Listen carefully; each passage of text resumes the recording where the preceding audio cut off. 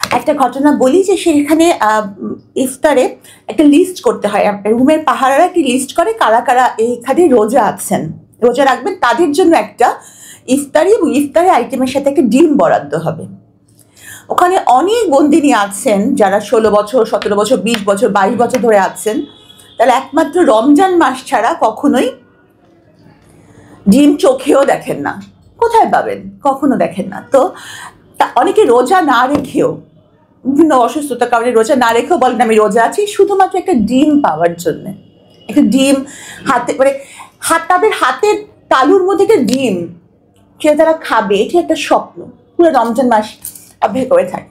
তো আমরা দেখতাম যে আমাদের রুমে একজন হাসিনা আন্টি ছিলেন, ওনার বয়স 75 বছর, রোজা রাখতে পারতেন না, ওনার কিছু কিডনি সমস্যা ছিল, কিন্তু সবসময় লিস্টে নাম ওঠাতেন একটা ডিম খাওয়ার জন্য।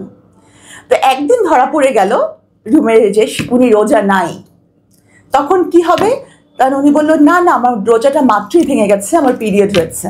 ওনার বয়স 75 বছর।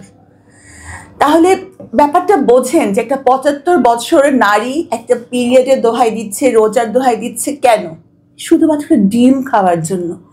হ্যাঁ, তাহলে তাদের অবস্থাটা, এটা যারা বাইরে থাকে না তারা কোনো দিন বুঝবে না। আমি জানি না অপরাধ করে অপরাধ না করে যেভাবেই উনি গেছেন, কিন্তু ওনার অবস্থাটা এরকম।